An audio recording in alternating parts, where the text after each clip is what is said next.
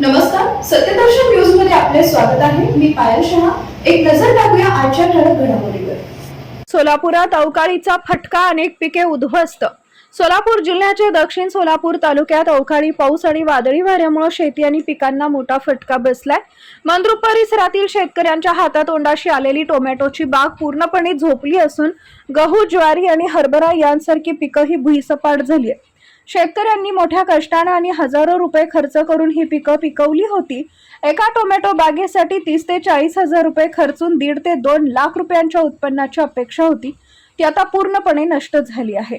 शेतकऱ्यांच्या मते गेल्या खरीप हंगामातही त्यांना नुकसान झालं होतं आणि आता रब्बीची पिकंही अवकाळी पावसानं हिरावून घेतली. या गंभीर परिस्थितीमुळे शेतकरी मोठ्या आर्थिक संकटात सापडलेत.